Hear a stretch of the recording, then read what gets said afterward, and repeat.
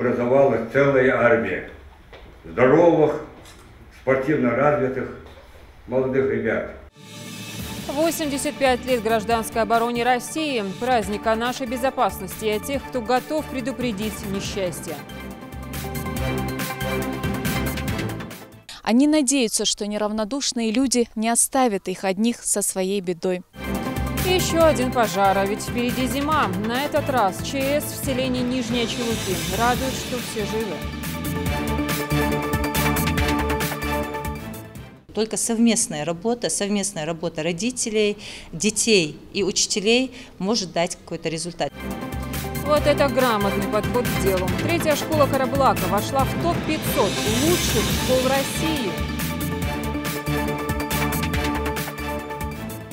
Не только свои права нужно выносить на обзор окружающему населению, но и думать о том, что другие люди тоже хотят вернуться домой благополучно. Пропусти пешехода, сделай доброе дело, призывают сотрудники ГИБДД. На М-29 провели очередной рейд. Сообщаю тебе, что нахожусь на фронте, жив, здоров. Эпистолярные крупицы прошлого. В музей краеведения поступили письма фронтовиков.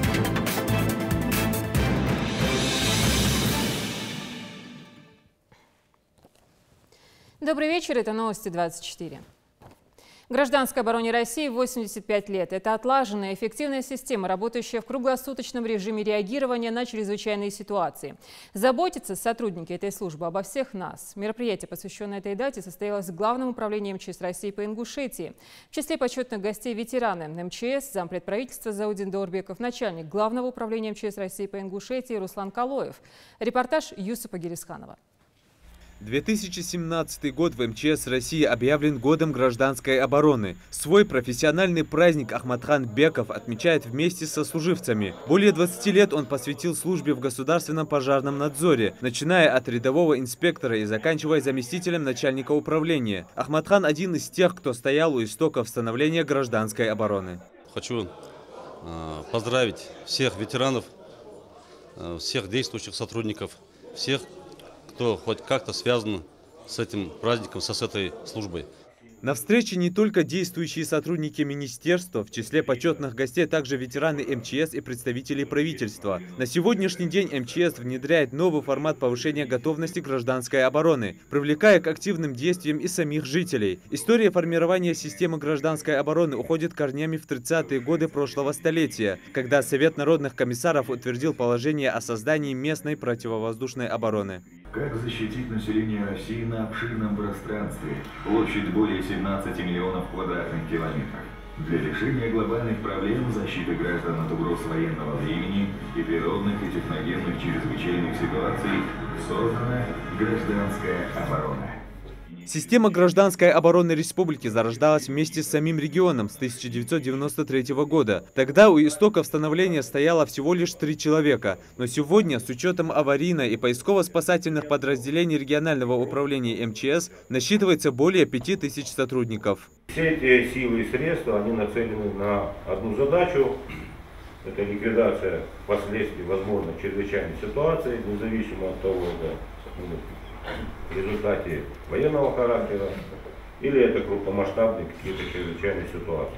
Гражданская оборона – это те слова, которые объединяют все действия всего населения, не только структур МЧС или каких-то других спасательных организаций.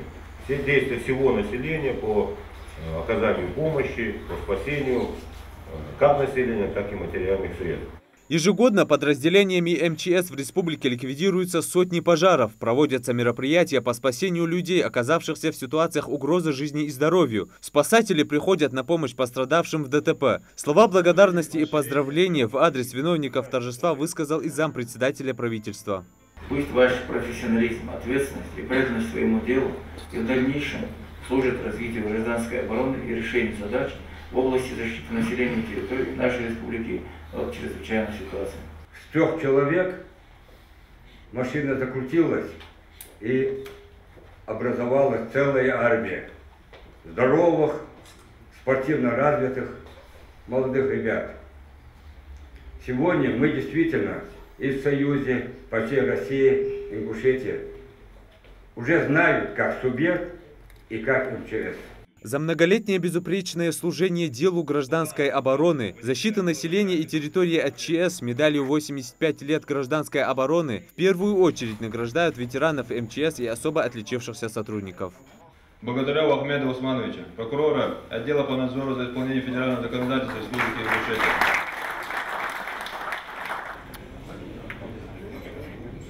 Заслуженную награду сегодня получает и Умар Измайлов. В сфере обеспечения пожарной безопасности он трудится свыше 17 лет, со дня открытия спасательной части в сельском поселении Средние Очелуки. Хочу, во-первых, поздравить всех с этим праздником и поблагодарить руководство нашей МЧС и вообще руководство страны. А в завершении встречи собравшиеся подчеркнули, что сегодня как никогда актуальна проблема повышения культуры безопасности, воспитания навыков безопасного поведения с раннего детства. Исуп Гелисханов, Рахман Цуров, Новости 24. С 28 ноября по 1 декабря в Ингушетии пройдет 5-й форум СМИ из КФО. Об этом было заявлено на заседании оргкомитета, которое прошло в Магасе в здании научной библиотеки ИНГУ. Открывая заседание, глава Ингушетии выразил уверенность, что форум пройдет на высоком уровне. Он отметил значимость мероприятия не только для представителей масс-медиа России, но и Ингушетии в целом, которая, стоит отметить, впервые станет площадкой для форума. Далее на заседании были озвучены основные тезисы, заложенные в концепции форума СМИ из КФО. Докладчик сообщил, что мероприятие станет высокопродуктивным. Сохранится его основная форма – диалог. В программе будет сделан упор на обсуждение реальных проблем медиаотрасли и поиска их решений. Кроме того, форум предполагает обсуждение специфики освещения главных тенденций современной журналистики. Большое внимание будет уделено возможностям государственной поддержки прессы и привлечению дополнительных финансовых средств. В рамках мероприятия традиционно пройдет выставка-презентация региональных средств массовой информации. Также в ходе заседания участники оргкомитета обсудили детали подготовки выставки и вопросы участия региональных журналистских делегаций и другие оргвопросы. Количество участников 350-500 человек. Уже мы сделали некий набор квот, который будет на каждый регион, по максимуму участников. Продолжительность мероприятия 3 дня с учетом дня заезда. Значит, по программе у нас получается 2 пленарных заседания, 2 экспертных дискуссии, 2 круглых стола и 4 мастер-класса. Также в заключении церемония вручения премии «Медиа Кавказ». Я уверен, что наш форум пройдет на высоком организационном уровне. Мы сделаем все со своей стороны, в том числе, чтобы пригласить сюда на форум узнаваемых лиц. Мы должны с вами определиться до начала форума в виде какого-то такого формализованного документа, чего мы хотим по итогам форума, как мы хотим.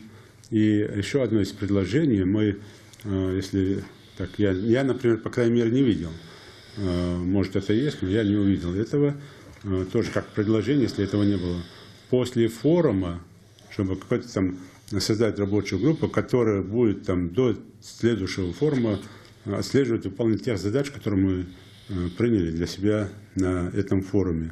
Форум проводить не только в одном месте в Пятигорске, а проводить его по регионам Северного Кавказа. Я думаю, что это будет стимул для регионов с каждым годом делать все лучше и каким-то образом идеи больше выдвигать в этом направлении. Третье, все-таки форум СМИ, главная цель и задача, одни из главных целей и задач было все-таки через средства массовой информации показать Кавказ с другой стороны.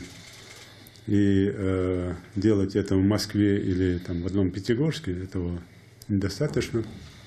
А когда это будет в регионах, я думаю, это будет более иметь лучший эффект. И главное, что мы приблизимся к выполнению этой главной цели, и задач, которые под целями стоят. Расширить границы форума, не только Северный Кавказ. Мы постараемся максимально оказать содействие и поддержку организации проведения форума всем нашим участникам процесса. И особо хотелось бы подчеркнуть здесь не только сами ассоциации СМИ Северного Кавказа, не только сам Центр межрегионального Северного Кавказа, не только другие организаторы, которые проводят мероприятия, но и наш Московский Кавказский клуб. И здесь я тоже просил бы все-таки круглые столы, и те люди, которые будут участвовать в этих проектах, они были чтобы узнаваемые, чтобы они говорили бы не виртуальные вещи, а конкретные вещи с учетом наших с вами проблем и те проблемы, которые могут возникнуть в следующем году в том числе. 200 ингушских студентов смогли посмотреть 18-й московский международный конкурс чтецов Корана, который состоялся в Крокус-Сити-холле. Представители 32 стран приняли участие в одном из самых значимых для мусульман мероприятий. Перед началом торжественной части постпред пообщался с ингушской общиной и студентами столичных вузов. Ну а при входе в концертный зал всем желающим раздавали бесплатно билеты. Председатель Совета муфтиев России Равиль Гайнуддин в своем интервью высоко оценил работу главы Юнусбека Евкурова на благо республики, а также пожелал жителям Ингушетии процветания, мира, согласия и благополучия. Хотел бы особо поприветствовать нашего брата, главу Республики Ингушетия Юнусбека Баматгиреевича Евкурова, с которым у нас сложились очень теплые, дружеские, братские отношения. И мы видим, как он вносит свой вклад в развитие республики, чтобы благосостояние народа, чтобы экономические вопросы, социальные вопросы были решены жителей республики. И мы в этом всегда в молитве за нашего брата и за его команду. И, конечно же, всему мусульманскому духовенству я призываю их сплотиться вокруг руководства своей республики и вместе служить интересам народа, интересам республики во благо процветания вашей красивейшей родины. За считанные дни до новоселья в семье Балкоевых случилось несчастье. В результате пожара они остались без крова. Все произошло в сельском поселении Нижние Чулуки. Огонь не пощадил их временное пристанище, сгорели вещи. К счастью, обошлось без жертв. Светлана Томова с подробностями.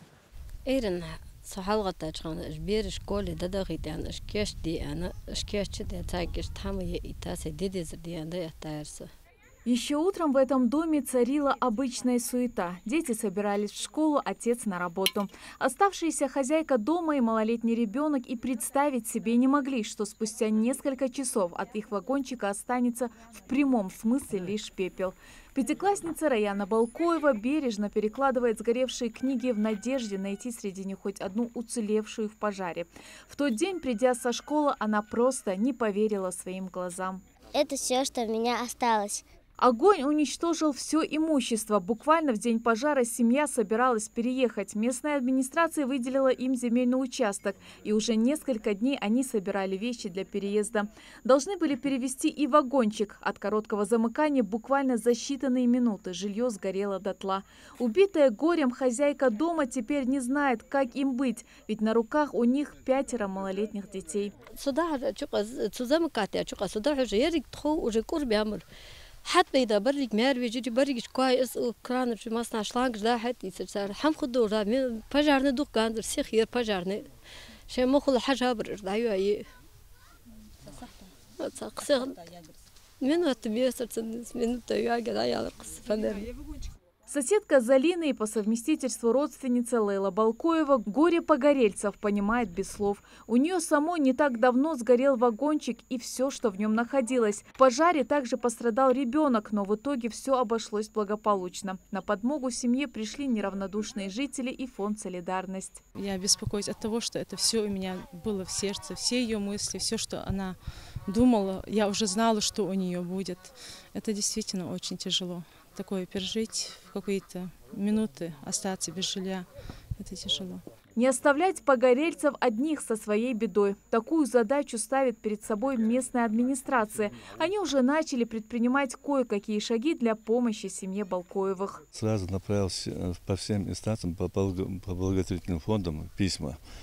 А также вот на пятничной молитве с имамом обговорили, там он озвучил, что случилась такая-то беда, вот возгорание произошло у Балкоевых, мы должны помочь силу.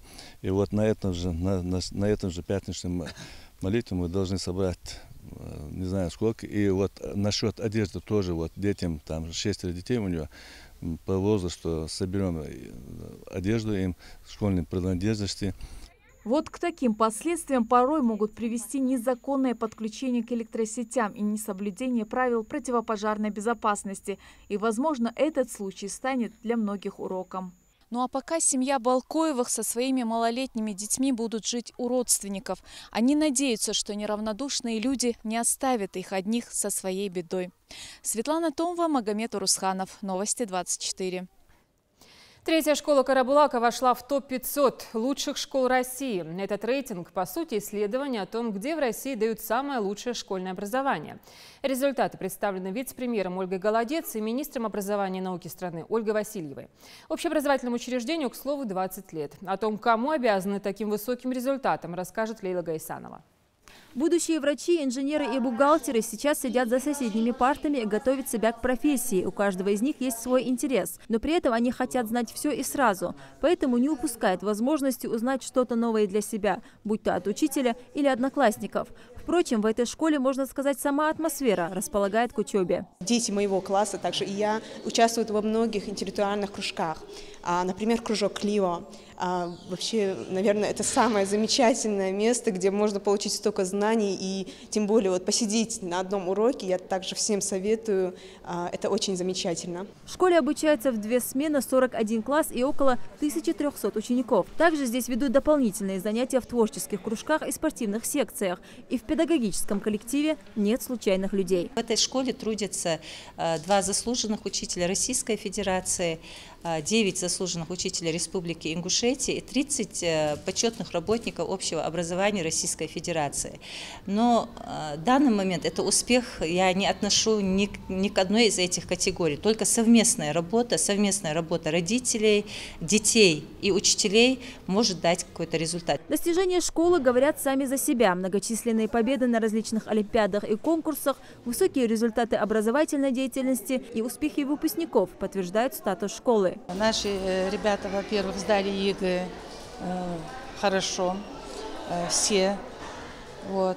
Поступили 35 из 52 престижные вузы нашей страны и внутри республики, включая даже Российский военный университет. Впервые учебное заведение Ингушетии вошло в топ-500 лучших школ России. Вместе с третьей школой Карабулака также свой дебют отмечает школа в чукотском городе Билибино. Это в первую очередь плод работы всего коллектива, уверен директор школы. Но новость стала полной неожиданностью для всего коллектива. Я приехала даже совершенно не ведая, за какой наградой я еду. Мне пришло приглашение просто поучаствовать в брифинге. Вот такое было получено письмо.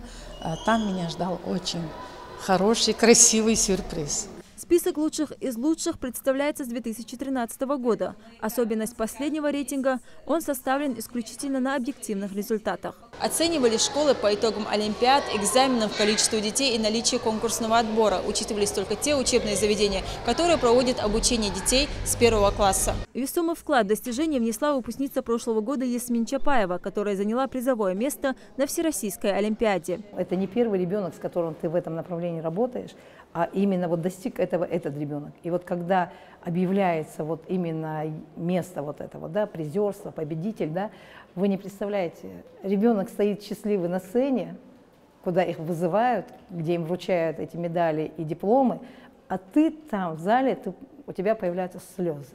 Вот эти слезы, они выстраданы. Вы знаете, это труд. Вот как спортсмены буквально идут к своим победам, это такой же тернистый труд. Поздравить коллектив с высоким достижением приехал и глава Карабулака. Он отметил хорошую работу школы и ее достижения. Ингушская школа попала в топ-500. Для меня это было очень приятно уже, но когда я узнал, что это наша Карабулакская школа, я был очень приятно, это было восхищение. Я хочу еще раз сказать огромное спасибо Далриас Халган. Это исторический момент, его не вычеркнешь. Рейтинг показывает, насколько в регионе устойчива сама система школьного образования. И это, безусловно, пример для всех остальных образовательных учреждений республики. А родителям не надо думать, в какую школу отдать своего ребенка. Лейла Гайсанова, Мухаммед Миржоев. Новости 24. Но сейчас расскажем о еще одном умном заведении, не совсем тривиальном. В Назране уже полгода функционирует Академия интеллектуального развития KIDS, где обучают по уникальной методике, практикующей во всех странах мира под названием ментальная арифметика. Проще говоря, детей учат сложению и вычитанию огромных цифр в уме по японской системе. Что она из себя представляет, расскажет наш корреспондент. Готовы? Да. 331 плюс 113. 113. Плюс 555. Ответ 999. 999. Молодец. Видя, как дети решают в уме примеры, складывая и вычитывая большие цифры, создается впечатление, что оказался в классе вундеркиндов. Впрочем, стать умниками и умницами учатся быстро с помощью ментальной арифметики. Самому младшему воспитаннику группы ИСЕ только 5 лет, остальным по 8. Мальчик ходит в садик, а считает так, что под силу даже не каждому взрослому. 32 плюс 52 плюс 15 минус 21 минус 65 плюс 21 минус 34. Ответ? 0. Умница. Молодец. Ментальная арифметика существует около 5000 лет. В России этой методике обучают порядка в 50 центрах. В Ингушетии же такая практика появилась совсем недавно. А проходят занятия в Академии интеллектуального развития KIDS. Руководитель центра, она же тренер по ментальной арифметике Мака Томова, за плечами которой много успешных образовательных проектов. Один из них – центр для незрячих, функционирующий уже несколько лет. Частично ментальная арифметика связана и с математикой, так как идет математический счет на сложение, вычитание, на деление, умножение и на дроби. Дети учатся считать двухзначные числа, трехзначные числа в уме. Сначала они учатся заниматься на древних японских счетах под названием абакус. Основой этой методики служит абакус, счеты, изобретенные в Китае. Образовательная программа состоит из 2 этапов. На первом учат владеть техникой счета на косточках, на втором переходят к счету в уме. Дети учатся считать 2 пальцами, большим и указательным. И самое главное, задействуя сразу обе руки. Это у нас обозначают пятерочки, то есть начинаются на цифру 5. Нижние косточки – это у нас единички, верхние косточки – это вот первая косточка, первый ряд, означает пятерка. Второй ряд – это 50, третий ряд – это 500, 5000 и так далее. Самое главное в ментальной арифметике – это работа пальчиками, левой рукой и правой рукой. Благодаря пальчиковой работе на абакусе развивается полушарие мозга, так как дети работают 2 руками, и развивается мелкая моторика. Допустим, мы сделаем с вами пример 5 плюс 3 минус 1. Каким образом я это сделаю? Указательным пальчиком я прибавляю пятерку, прибавляю 3. Получается у нас ответ 8 тут. Постепенно ребенок отвыкает от абакуса и просто воображает его в уме. В этом заслуга работы 2 руками. Ментальная арифметика уникальна тем, что таким способом ребенок не только учится быстро считать в уме, развивается интеллектуальное мышление, фотографическая память, воображение, которые в будущем перетекают в успехи в учебе. Развивают этот навык не только считая, но и рисуя. Я сейчас занимаюсь ментальной арифметикой и еще сейчас я рисую 2 руками. Беру карандаши и рисую 2 руками. В Академии 60 воспитанников. Занятия проводятся ежедневно в 4 смены. Но дети занимаются еще и дома с родителями. Правда, только по 15 минут в день. В Академии KIDS дети учатся еще и скорочтению и решать примеры зрительно. Именно методика насчет вычитания и сложения занимает полгода. Еще год на умножение, деление и дроби. А результат можно увидеть очень быстро. У нас есть дети, которые учатся 3-й месяц и уже с легкостью считают двухзначные, трехзначные примеры. Сейчас уже потихонечку переходим на изучение специальных формул, для того, чтобы они с легкостью решали любые примеры и в школе тоже. Ментальной арифметикой могут заниматься и взрослые, но предпочтение отдается детям от 4 до 12 лет, так как они легче воспринимают все новое. В республике открыты 3 таких центра, 2 в Назране, 1 в Сунже. Еще один в скором времени начнет работу и в Малгобеке, но в перспективе открытия таких академий во всех городах республики. Юсуп Гелисханов, Дана Плиева, Магомед Урусханов, Новости 24. Итоги деятельности за минувший сентябрь подвели в Стройжилнадзоре республики. На встрече также наметили план работы на следующий месяц, согласно утвержденному графику и плану работы на 2017 год. За отчетный период проведено около 80 проверок соответствия выполняемым строительным работ, техническим регламентам, проектной и другой нормативной документации в области строительства. В результате выдано 55 предписаний об устранении нарушений. Вынесено 6 постановлений на сумму более 600 тысяч рублей. В 2017 году запланировано 65 плановых проверок в соответствии с письмом Минстроя Российской Федерации.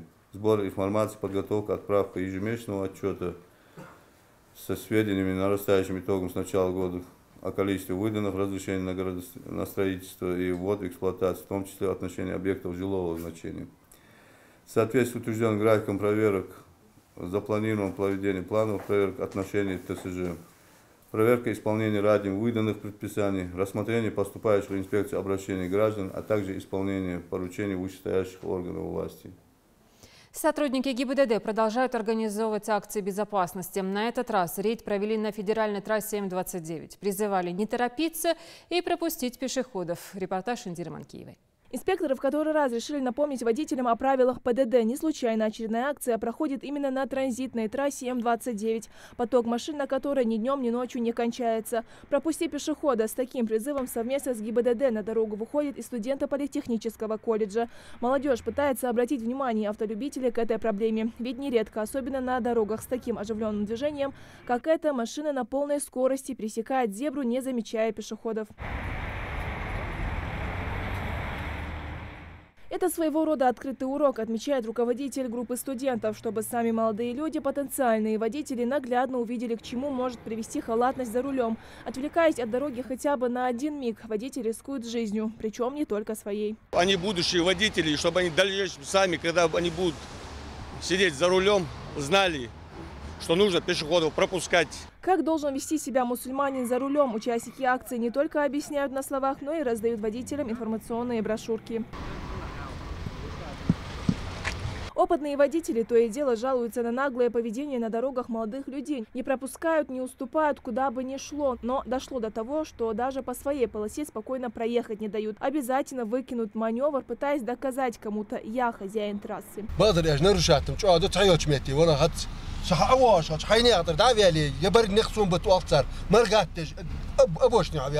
Они на дорогах крепко нарушают.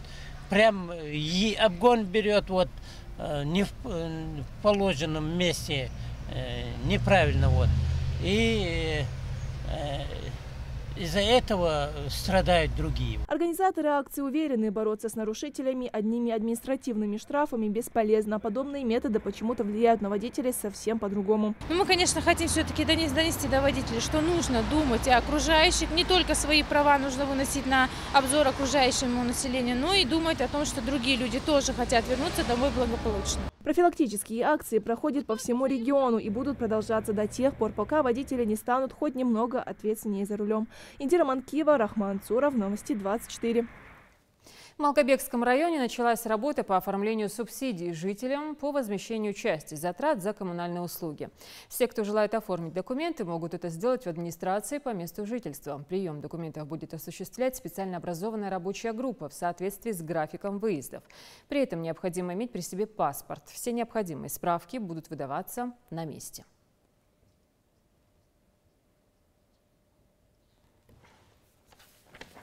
Жительница селения Икажево Аза Аушева привыкла к своему одинокому образу жизни. Вполне сносно справляется с бытовыми трудностями, но не всегда готова к форс-мажорам извне.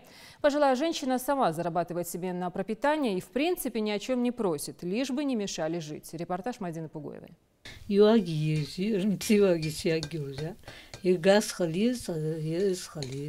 Полушутя, Аза Аушева рассказывает о своей самодельной электрической плите, которую она кое-как обогревает свое небольшое жилище. Таких в доме 3, тепла от них недостаточно, чтобы согреться в холод, не говоря уже о приближающейся зиме. Бетонный пол покрыт коврами, старыми одеялами и линолеум, но и это не спасает ноги от холода. На старой русской печи, которая со временем пришла в негодность, можно увидеть и старинную гармошку. Этот музыкальный инструмент Азе когда-то подарила ее мама. Гармонь для нее настоящая семейная реликвия. Изредка, чтобы скрасить свое одиночество, женщина вновь, как и 30 лет назад, играет ту самую мелодию, которую помнят до сих пор.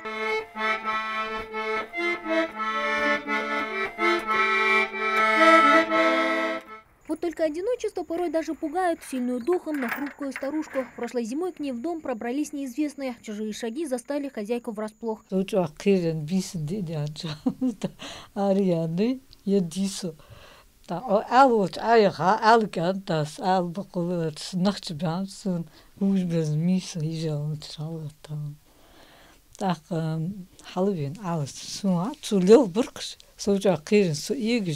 Застенчивая женщина смущенно отводит глаза каждый раз, когда ее просят рассказать о себе. Ее добрую натуру можно понять даже потому, как она прощает своих обидчиков. Пытаясь немного подзаработать, Аза устроилась на работу к частному фермеру. Вот только честно заработанные деньги, признается она, работодатель так и не выплатил. Но и это, говорит, не беда. Просить кого-либо о материальной помощи женщина даже не думает.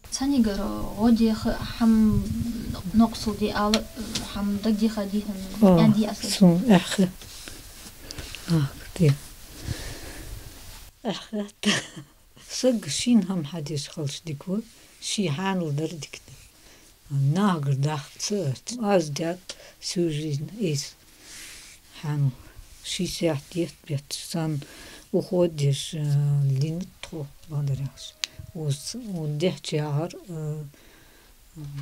ديار خنيت وشعر خني ديار. Пару месяцев назад сосед отключил ее от водоснабжения, поэтому воду пришлось таскать в ведрах. Переборов стеснение и забыв о принципах, старушка все же обратилась за помощью к уполномоченному по правам человека в Ингушетии.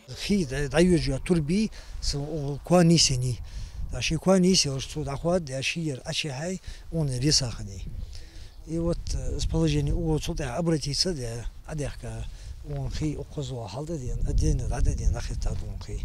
Но это далеко не все, что беспокоит одинокую женщину. Совсем недавно другие соседи решили построить дом на прилегающей к ее двору территории, которая доселе считалась не принадлежащей никому. Как только строительство будет завершено, дорога, по которой скорая помощь могла бы добраться к Азе Аушевой, будет перекрыта.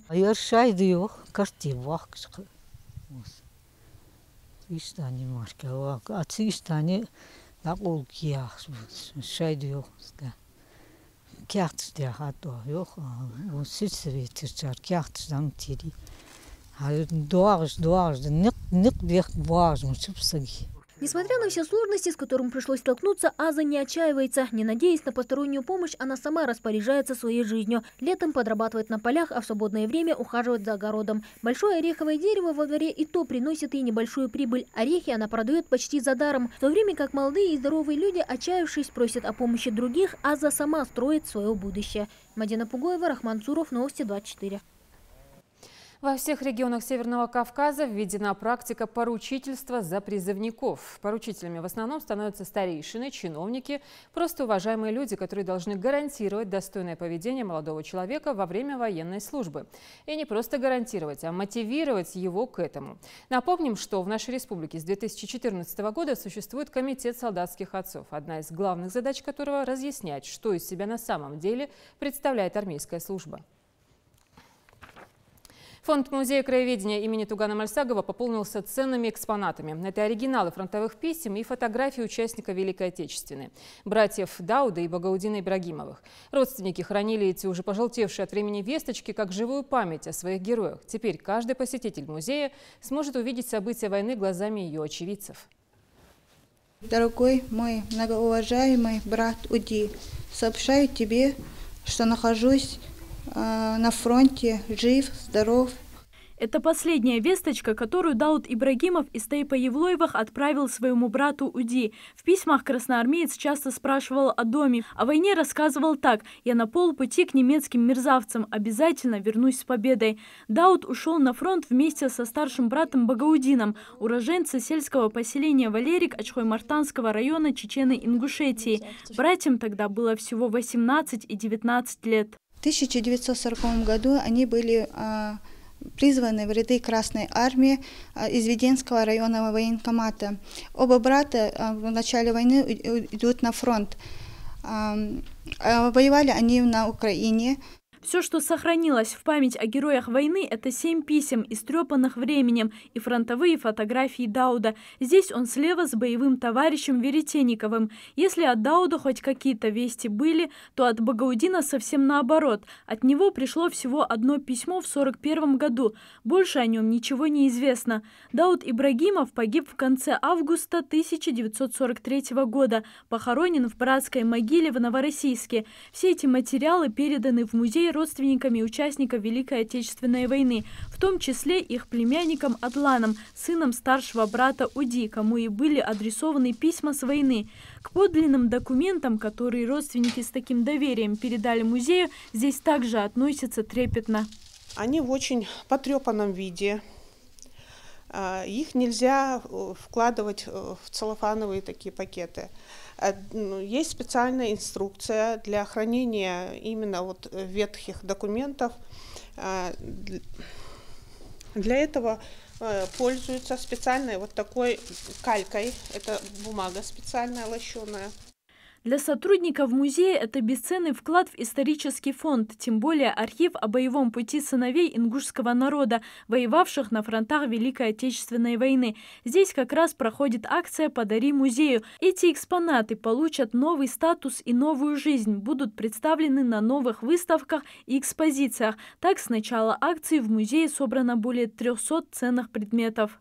Не проходит ни дня, чтобы люди, жители нашей республики, да и жители сопредельных республик даже не приносили бы к нам материалы, которые касаются истории, военной истории нашего народа и другие материалы, которые интересны для нашего музея.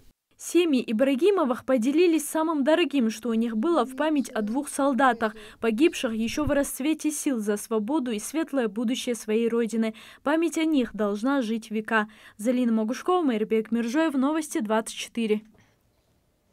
Сегодня Всемирный день почты. Отправить подарок близким, пообщаться с друзьями или совершить покупки в другом городе, а получить их в своем – это не все возможности современных почтовых отделений. 9 октября 1874 года был основан Всемирный почтовый союз. Потому и праздник людей с толстой сумкой на ремне отмечается именно в этот день. Мария Местоева расскажет подробно. В дождь, снег или палящее солнце они каждый день связывают между собой сотни людей. Зарета Евлоева не первый год работает почтальоном, обслуживает 10 улиц. Если посчитать весь путь, что женщина проделала за все годы работы по всем своим адресатам, то не раз могла бы обойти весь земной шар. Работаю я уже 4-й год. Правда, у меня было образование оператора связи. Но пока с детьми была, как сказать, домохозяйка, дети выросли, решила себе перед пенсией стаж заиметь и вышла на работу почтальона. Свою работу Зарета любит, несмотря даже на километры, которые ежедневно приходится проделывать пешком. К каждому адресату считают необходим свой подход. Бывает и с настроением люди, бывает и так. А так, если человек к ним подойдет с открытой душой, то они идут навстречу. Но если вот так упертыми, то они не могут нам и ответить. Так, вообще-то с общением с людьми хорошо работается. Человек радуется, когда мы приходим, особенно когда выплата денег идет. А вот Ася Султыгова Назрановскому отделению почты посвятила 11 лет жизни. Мягкий нрав и уверенность в правильном выборе профессии позволяют женщине наладить контакт с любым клиентом, несмотря на усталость и большой ежедневный объем работы. В любом случае, мне нравится работа с клиентами. И поэтому, скорее всего, поэтому я тут работаю. Еще в 2015 году между главой Ингушетии и директором Федерального управления Почты России Дмитрием Страшновым было подписано соглашение о взаимодействии между федеральным почтовым оператором и республикой, которое дало свои плоды. В столице республики за короткий срок возвели 3-этажное здание нового отделения, которое отвечает всем современным требованиям. Здесь работает молодой и дружный коллектив, который ежедневно обрабатывает, получает и отправляет сотни писем и посылок. Посылок, причем намного больше, чем писем. Все эти полки забиты пакетами, конвертами и коробками. В большинстве случаев это, конечно же, покупки через интернет из различных магазинов страны и зарубежья. Я счастливая, ухожу с посылкой. Каждый из сотрудников столичного отделения почты не ограничивается выполнением только своих обязанностей. Например, Мадина Чариева занимает должность заместителя начальника, но при этом занимается поиском необходимой посылки, отправкой писем и документацией. Вначале было тяжело, но сейчас уже освоилась. Мы занимаемся корреспонденцией, заказные письма, отправляем посылки, получаем. У нас бывает количество посылок и писем, но мы справляемся, и очень нравится наша работа. Несмотря на то, что нынешнее поколение отдает предпочтение общению через интернет и электронным письмам, не перевелись все же и те, что предпочитают традиционный метод – излагать свои мысли и чувства на бумаге. Вот и моя коллега Залина Магушкова сегодня впервые в жизни отправила письмо друзьям в Турцию. Я недавно снимала сюжет о письмах времен Великой Отечественной войны. Это были письма, которые солдаты с войны писали своим родственникам, и родственники их сдали в музей. Ну, в общем, для родственников это была такая большая память, и столько времени они их хранили. И таким образом я вдохновилась на то, чтобы тоже написать своим друзьям, которые находятся в разных уголках и России, и мира. И сегодня в первый раз отправляла письмо за границу. Я вообще не представляла, как это делается, но мне оператор все объяснила, помогла, и это оказалось не так-то сложно. Услуги почты предоставляются более чем в 40 тысячах отделениях по всей России. Для перевозки используется свыше 450 почтовых вагонов, около 17 тысяч машин, выполняется более 360 авиарейсов. Сотрудники Почты России принимают, обрабатывают и доставляют более 1 миллиарда писем, 3 миллиардов печатных изданий, 12 миллионов посылок и 44 миллионов денежных переводов в год. А активная работа вывела нашу республику на первое место среди коллег из разных регионов страны. Первое полугодие 2017 года вышел на первое место в Северо-Кавказском регионе. Туда входит 9 регионов, включая Астрахань и Калмыкию. Вот мы заняли, ФПС Республики Ингушетия заняла первое место.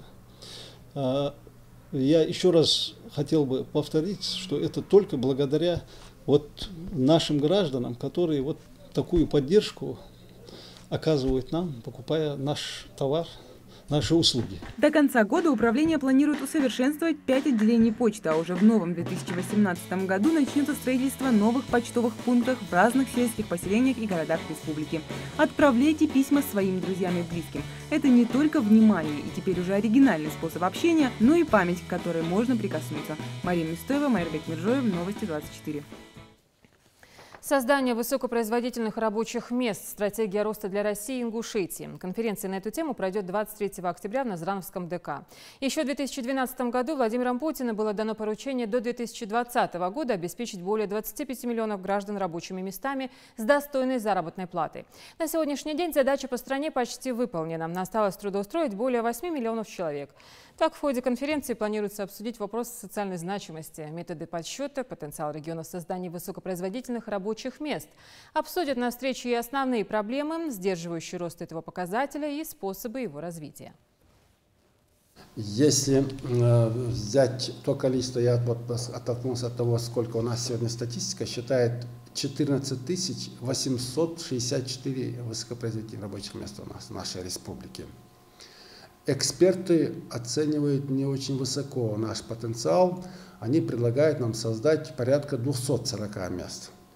Но это касается именно экспертов центрального аппарата.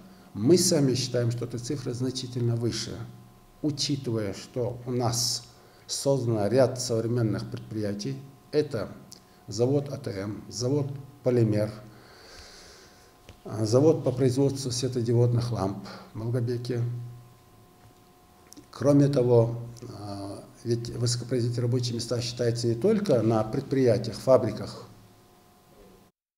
Очередной триумф бойцов клуба «Панчер». Спортсмены вернулись с победой из Ростова-на-Дону. Там проходил открытый межрегиональный турнир среди юношей и мужчин по любительскому микс-файту. Руслан Албагачиев встретился с победителями.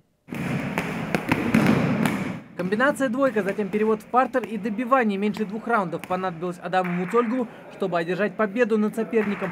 2 года упорных тренировок, воля к победе и стимул стать лучшим бойцом смешанного стиля. И как итог, красивая победа на турнире по любительскому микс-файту. С первого раунда я уже начал контролировать бой, давил стойки. И в втором раунде мне удалось завершить бой досрочно, то есть нокаутом. Пальму первенства оспаривали спортсмены из многих регионов России. Сборная Ингушетии на этом турнире представила 9 бойцов в 9 весовых категориях. Итог – 7 завоеванных побед. Один из первых, кто вышел с рейджа победителем – Руслан Леймоев. Этот турнир для бойца стал еще и плодотворной площадкой для обмена опытом. А впоследствии это поможет ему выйти на профессиональный рейдж. Мой соперник был дагестанец из клуба «Легион» из Ростова. Он был очень хороший, подготовлен. Хорошо. Я раньше видел, как он дрался, смотрел его бои. Но он несколько раз хотел меня удушить, пытался делать болевые приемы. В общекомандном зачете воспитанники бойцовского клуба «Панчер» оказались на втором месте. Турнир стал большим испытанием для ребят. Для многих он завершился травмами. Но, несмотря на это, надежды наставника бойцы оправдали и показали хороший результат. Как тренер, я скажу, я где-то процентов 90 был в них уверен, потому что мы готовились, тренировали день-два раза, утром и вечером, именно перед соревнованием, недели-две вперед. И как я рассчитывал, так и получилось по воле Всевышнего. Показали очень хороший результат. Даже те, которые проиграли, показали очень хорошие, мощные бои. В Ингушетии открыто несколько крупных спортклубов: Вайнах, Нар, Дзурдук, чьи воспитанники успешно выступают на региональных и всероссийских соревнованиях.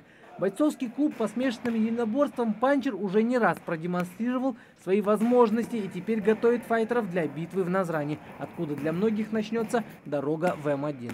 Руслан Албогачиев, Магомед Дидигов, Новости 24. Ребенок-гигант весом почти 6 килограммов родился в Новосибирске. Богатырь появился в срок, доношенный, ростом 60 сантиметров. Это на 10 сантиметров больше нормы. Когда малыш появился на свет, в медучреждении даже не нашлось подходящих под его размеры пеленок. Состояние ребенка врачи называют более чем удовлетворительным. Мальчик здоров, его и счастливую маму уже выписали из больницы. В семье это уже 4-й ребенок. Все ребятишки были крупными, но не настолько. Вес более 5 килограммов для новорожденных считается гигантским. Рождаются такие дети очень редко, на 1 случай на 1000. Следите за новостями на канале Ингушетия и до встречи в эфире.